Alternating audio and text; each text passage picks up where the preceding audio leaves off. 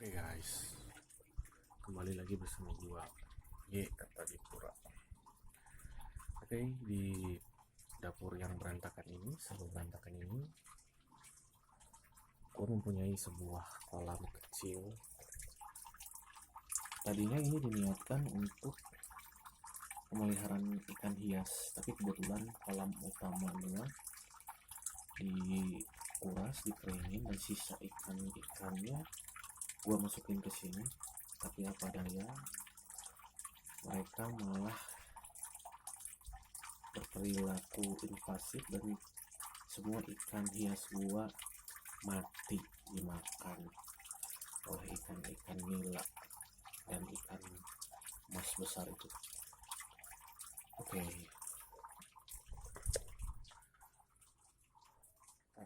Gua tutup dulu.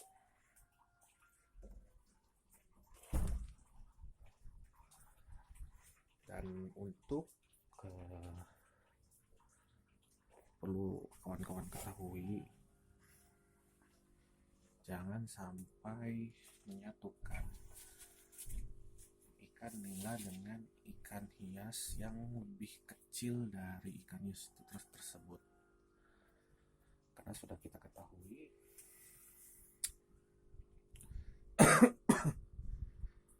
keluarga dari cichlid atau Nil tilapia ini mereka sangat invasif, dan dengan tipe atau mereka termasuk hewan omnivora, mereka bisa sangat agresif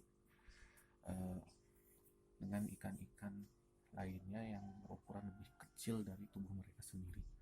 Apalagi gua kemarin banyak memelihara ikan mas koki yang berukuran masih sangat kecil. Dan untuk itu, jenis-jenis dari goldfish itu kan mempunyai badan yang lunak, yang tersentuh atau tergores sedikit saja bisa menyebabkan luka di tubuh mereka dan dapat dijangkiti oleh penyakit seperti jamur dan kutu. Dan perilaku dari ikan-ikan nila ini sangat mengganggu, dan mereka akhirnya menyerah setelah tubuh mereka dihajar dan terjadi luka-luka. Kemudian mereka tidak bisa survive, lalu mati mengambang dan akhirnya dimakan oleh ikan-ikan nila ini. Sungguh ironi kawan-kawan. Dan tentunya sebab ini juga bisa menjadi pelajaran buat kita bahwa pemeliharaan ikan nila itu seharusnya hanya khusus untuk jenis mereka sendiri, karena keluarga ikan cichlid ini ternyata memiliki sifat yang sangat agresif terhadap ikan-ikan lainnya. Bahkan dengan kelompok mereka pun mereka bisa berperilaku agresif sekali. Dan perlu teman-teman ketahui, Nil tilapia ini berasal dari perairan di Afrika sana, karena sebuah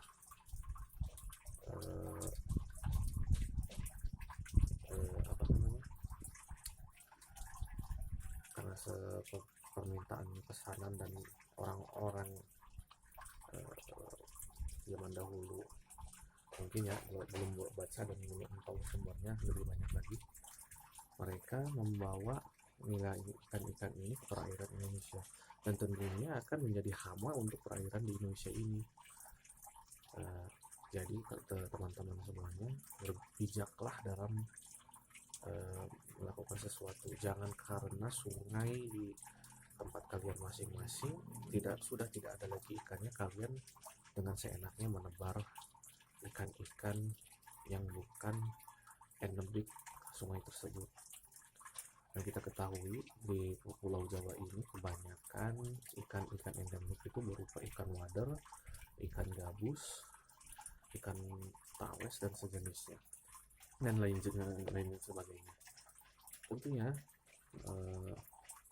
ikan-ikan nil tilapia ini akan mengganggu ekosistem alami yang sudah jutaan sudah ratusan bahkan jutaan tahun terbentuk dan akan sangat menginvasif sekali wilayah perairan tersebut.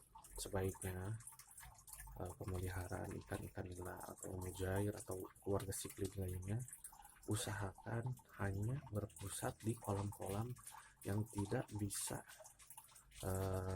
mereka atau ikan-ikan tersebut lepas menuju perairan-perairan yang akan merusak ekosistem alami di tempat kalian masing-masing. Oke. Bisa kalian lihat teman-teman. Gitu. Ada beberapa jenis, ada ikan nila, ikan mas komet, dan ikan nilem. Dulu di sini banyak sekali teman-teman ikan-ikan peliharaan, terutama ikan mas koki dari jenis oranda, dan kebanyakan dari oranda. Untuk itu gue nyesel sih, benar nyesel banget pertamanya memasukkan ikan mas yang berukuran sangat besar, kemudian satu persatu ikan mas gue ditemukan mengambang di permukaan air, bahkan hilang sama sekali.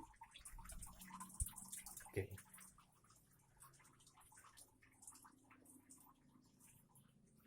Sebaiknya kalau memelihara ikan mas koki itu, jika ingin mempunyai pengmet atau pasangan di dalam kolam, carilah ikan-ikan yang tidak mempunyai perilaku agresif. Ini juga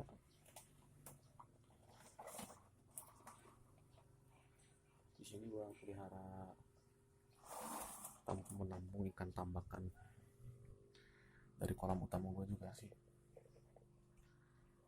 Oke. Data yang bersumber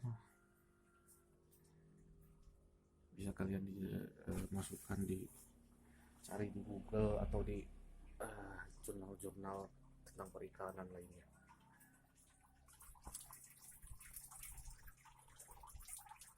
Sebenarnya gue bikin video ini cuman sekedar iseng dan men-share pengalaman pribadi gue terhadap ikan-ikan ini. Tujuan utama channel ini bukanlah membahas tentang perikanan, tapi gue hanya ingin membuat sebuah video dulu untuk mengejar sebuah jam tayang syarat dari YouTube, ya kira-kira 4000 jam tayang, dan gue tidak mungkin serta-merta langsung membuat video tentang channel gue atau inti dari isi channel gue sendiri, karena pengalaman dari para YouTuber senior, mereka pertama kali membuat channel YouTube itu sebisa mungkin membuat video real atau asli milik kita apapun temanya dengan durasi yang panjang, minimal 1 jam ke atas. Dan gue sudah membuat video sebelumnya, video 1 jam ke atas, 1 jam pas, dan 2 video lainnya berdurasi kurang lebih 50 menit. Tapi sayangnya ketika gue buat video itu terdengar sebelum azan zuhur, terdengar pengajian dari speaker yang diputar bersumber dari MP3. Gue pertama gue nggak ngeh itu bakal menjadi sebuah masalah, tapi kemudian setelah gue upload dan gue ubah visibilitasnya menjadi publik, ternyata itu terkena klaim juga teman-teman. Makanya hati-hati kalau membuat video, meskipun itu video pengajian atau sholawatan yang bukan bersumber dari kita tapi bersumber dari MP3, sebaiknya kalian cepat matikan video kalian kalau tidak ingin terkena klaim hak cipta. Karena kan kita ketahui yang mengaji dan sholawatan itu bukan kita, dan bersumber dari sebuah studio dapur rekaman, dan itu pasti berlisensi. Dan meskipun kita tidak berniat memasukkannya ke dalam video kita, tapi aturan YouTube sudah menjelaskan jangan sampai ada atau menggunakan musik yang mempunyai copyright atau hak cipta. Nah, sebelumnya gua menjadi pengalaman juga buat gua untuk berhati-hati dalam merekam video, dan jangan sampai meskipun dari mulut kita sendiri menyanyikan lagu orang lain, teman-teman. Nah, itu sih tujuan gue sebenarnya. Jadi gue harap kalau kalian YouTuber pemula, buatlah video pertama kalian. Kalau bisa mengedit, silakan diedit melalui aplikasi dari Play Store seperti KineMaster dan lain-lainnya. Tapi gua saranin jangan sampai ada musik dulu real. Meskipun kalau video kalian tidak jelas tentang tema apa, yang penting itu video asli kalian, ada suara kalian. Yang penting itu ada suara kalian. Tidak usah menampakkan wajah pun tidak apa-apa sebenarnya. Tapi kalau ingin lebih afdol, sekali-kali kalian tampakkan wajah kalian sendiri, dan di 10 menit awal itu kalian harus memberikan komentar seperti atau narasi-narasi yang berasal dari kalian sendiri. Entahlah itu narasi apa, terserah kalian, yang penting sopan dan tidak menyinggung pihak manapun. Oke, kalian gitu kan, coba kolam sederhana tapi lumayan. Oke teman-teman, niat awal gua membuat channel ini karena selain ingin mempunyai sebuah channel sendiri kan, pribadi seperti orang-orang, gua sedikitnya punya pengalaman dan cerita-cerita dalam kehidupan gua sendiri, seperti cerita lucu, cerita sedih. Tapi yang menarik buat gua itu adalah cerita tentang mistis ya, cerita yang masih diminati sampai sekarang ini. Kebanyakan orang Indonesia meskipun mereka takut, tapi mereka suka mendengarkan cerita-cerita mistis. Oke, kenapa gua syuting di dapur yang berantakan ini ya karena gua merasa senang di sini. Gua merasa bebas dalam mengekspresikan diri gua sendiri, mengekspresikan, dan gue bisa bernarasi di depan kamera. Ini sebenarnya pertama kali gue bernarasi depan kamera, karena sebelumnya gue itu orangnya tidak pedean, tidak mempunyai pede seperti orang-orang yang bisa bernarasi dengan lantang, dengan lancarnya di depan kamera, atau bahkan di depan orang-orang langsung. Gue bukan orang semacam itu, tapi gue mencoba mendobrak segala ketidakmungkinan yang ada di dalam diri gue sendiri, mencoba untuk keluar dari zona nyaman yang selama ini gue tinggal di dalamnya. Dan inilah video pertama gue yang bisa bernarasi meskipun diksi dan atau pemilihan kata yang gue kemukakan itu tidak sesuai dengan kaidah tata bahasa Indonesia yang sangat teratur dan indah. Gua hanya bicara bebas dan mencoba untuk mengeksplor apa yang ada di otak gua, dari kepala gua, untuk membicarakan kepada kalian. Ya kalian terserah kalian apa pendapat kalian, apa komentar kalian, karena gua di sini juga masih belajar untuk berbicara di depan halayak umum. Gua memang orang yang tidak biasa berbicara, atau bahkan untuk pidato itu mustahil bagi gua. Tapi gua bicara untuk saat ini pada depan kalian, meskipun hanya menghadapi sebuah kamera. Gua sedang mencoba sedikit demi sedikit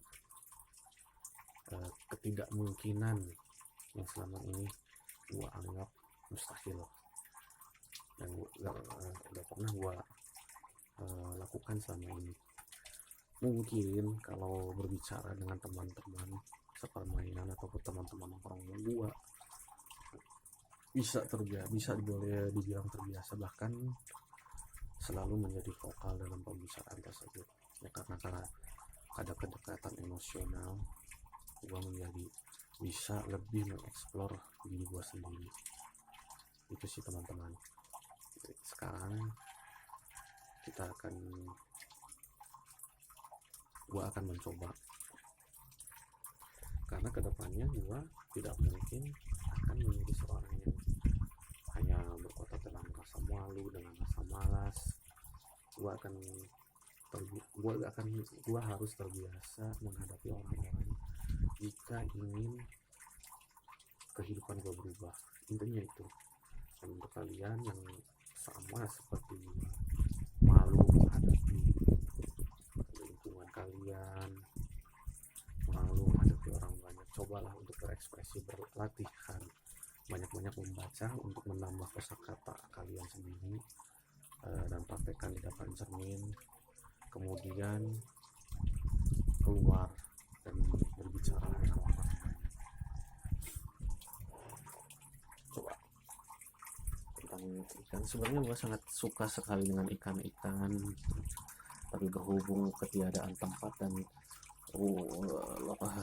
lokasi rumah yang sempit, tidak mempunyai lahan lagi, gue membuat ini sekitar 1 tahun yang lalu dengan luas seadanya. Ini dulunya bekas tungku teman-teman, tapi berhubung tidak digunakan lagi, asapnya terlalu tebal dan sangat mengganggu.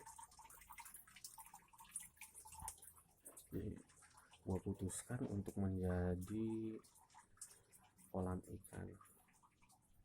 Dulunya sih gue pengen punya akuarium yang besar, tapi itu tidak efektif, perawatannya terlalu mahal.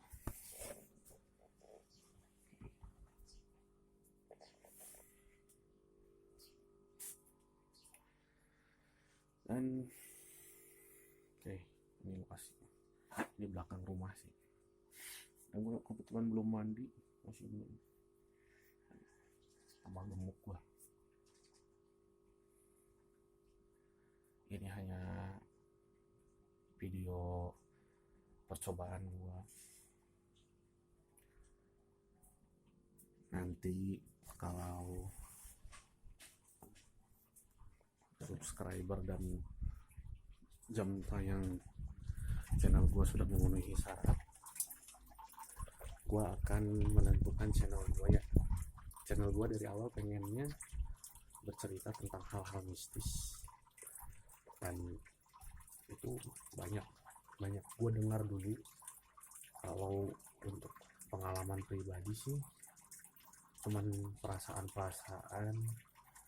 tidak dengan penampakan begitu. Tapi orang lain yang kemungkinan mereka mempunyai keistimewaan, pengalaman itu disertai dengan penampakan sosok makhluk gaib.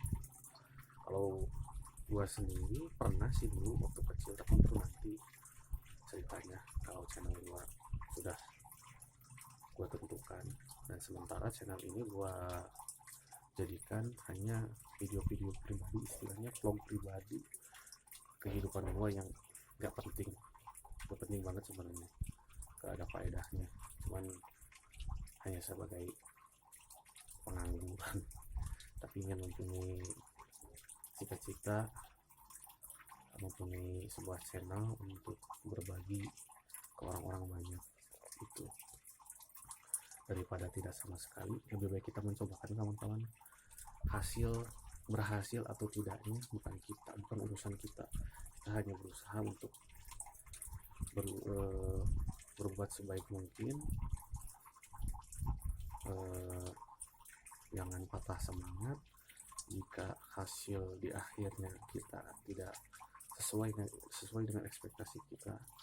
Jangan pernah sedikit pun patah semangat, karena kegagalan itu biasa dan keberhasilan itu niscaya jika kita selalu berusaha dan tetap berpikiran positif. Dan yang paling utama ya, kita harus berpasrah kepada Allah. serahkan semuanya kepada yang di atas, berikan hasil sebaik yang menurut kalian itu adalah yang terbaik. Berikan hasil-hasil tersebut, kita lihat apa yang akan Allah perbuat kepada usaha kita, kepada ikhtiar kita. Jangan berkecil hati karena keterbatasan kalian. Coba keluar dari zona nyaman hidup kalian. Semua kehidupan ini sudah ada rumusnya, sudah ada jalannya. Tinggal kita mau memilih jalan yang mudah atau memilih jalan yang susah payah. Jalan yang mudah tentu saja kita tidak perlu melakukan apa-apa. Kita tinggal makan, tidur, bangun, makan lagi, tidur lagi. Itu pun kalau kedua orang tua kita masih ada, teman-teman. Bagaimana kalau mereka tidak ada? Sedangkan tidak mungkin kita terus menggantungkan hidup kepada saudara-saudara kita yang lain. Dan tentunya mereka pun mempunyai kesulitan dan urusan kehidupan mereka sendiri.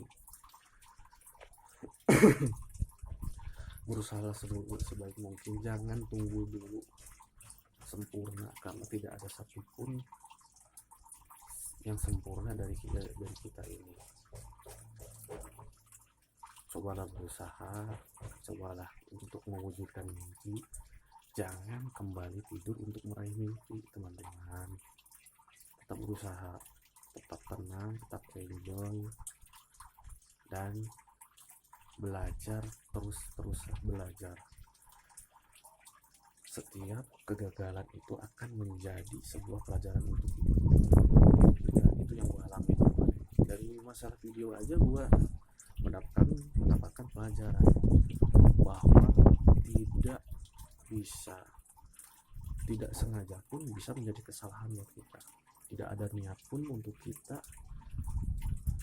bisa menjadi masalah. Contohnya masalah klaim hak cipta waktu itu. Padahal itu adalah suara pengajian dari masjid. Tentunya itu sangat positif. Tapi peraturan manusia kan beda lagi. Ada hukum dan aturan yang harus kita taati. YouTube menganjurkan kita untuk tidak memakai instrumen ataupun musik yang memiliki hak cipta. Dan suara mengaji itu pun karena diproduksi dan diluncurkan oleh sebuah dapur rekaman, dan tentunya dengan biaya-biaya produksinya, mereka pun pasti ingin mendapatkan keuntungan atas jasa mereka, atas karya mereka. Ya, karyanya yang rekaman dan hasil suara yang jernih itu adalah karya mereka, sedangkan isi dalam pengajian itu tentunya itu berasal dari Tuhan kita sebagai orang muslim. Gue juga tidak menyalahkan sih, itu adalah kesalahan gue karena tidak taat oleh peraturan, dan itu pun boleh menjadi pelajaran. Akhirnya gue bisa berhati-hati kalau berniat untuk mengupload video ke YouTube. Kita jangan memakai musik sebagai background di video kita. Bahkan untuk menyanyi pun kita tidak diperkenankan, teman-teman, karena pasti akan ada seleksi yang ketat dari YouTube dan akan memasukkan video kita kepada video yang ada unsur pelanggarannya terhadap hak cipta milik orang lain. Nah, seperti itulah, teman-teman. Di setiap kejadian itu kita harus bisa mengambil pelajaran dari sisi positif, dari sisi negatifnya. Ada semua pelajaran seperti yang dalam ayat-ayat suci dan hadis yang selalu kita dengar. Meskipun ketika kita kebanyakan kita mengalami kebenaran dari ayat suci itu ketika kita mengalaminya. Di setiap kejadian itu pasti ada pelajaran, ada hikmah. Nah, jangan berkecil hati ketika video kalian yang pertama diupload, kalian tidak ada yang menonton. Ya, itu jadikan pelajaran apa yang salah dari video kita, karena kita pun harus mempelajari sistem apa yang disukai oleh penonton, tidak mengedepankan keinginan kita, tapi karena ini untuk hal komersil, kita harus mengedepankan keinginan pemirsa gitu. apa yang diinginkan oleh penonton itu yang harus kita lakukan meskipun kita tidak suka. Kalau tidak suka ya tinggalkan, jangan membuat video itu, konten itu. Lakukan saja kalau ya sekiranya channel kalian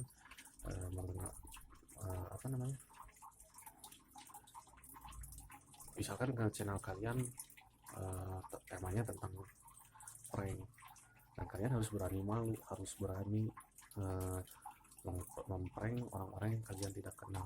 Resikonya pun kalian harus tanggung sendiri ketika mereka marah, dan dengan kemarahan itu mereka brutal kepada kalian, kalian harus terima itu konsekuensinya. Dan itu tentunya adalah risiko untuk kita semua. Ketika ada salah satu pihak yang tersinggung oleh konten atau karya kita, kita jangan segan untuk meminta maaf meskipun kita tidak berniat untuk menyinggung pihak manapun. Intinya sebagai public figure itu kita harus benar-benar sabar, benar-benar rendah hati, benar-benar legowo. Jangan sampai karena menurut kita tidak menyinggung pihak orang lain, tapi dengan karya dan kata-kata kita ada yang tersinggung, kita malahan balik menantang mereka.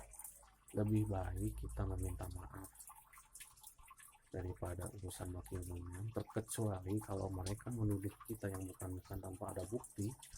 Kita boleh konfrontasi dengan mereka, kita boleh mensomasi mereka karena telah mencemarkan nama baik kita. Itu sih teman-teman pesan dari gua.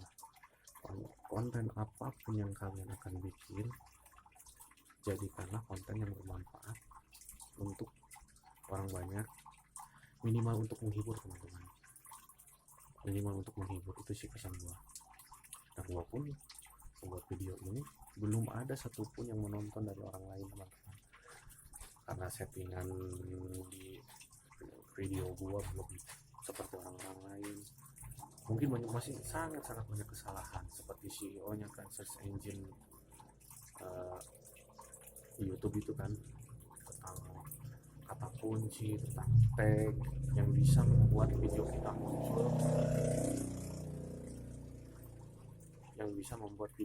muncul, dan algoritma YouTube mempromosikan video-video kita kepada orang-orang yang belum tahu channel kita. Gue belum melakukan semaksimal mungkin, bahkan thumbnail pun gue masih masih sembarangan dan masih iseng-iseng, karena gue berniat memang untuk membuat sebuah video real dulu, sebuah video asli gue, keseharian gue yang istilahnya asal-asalan tapi tidak bermaksud menyinggung ataupun menyakiti orang lain. Makanya gue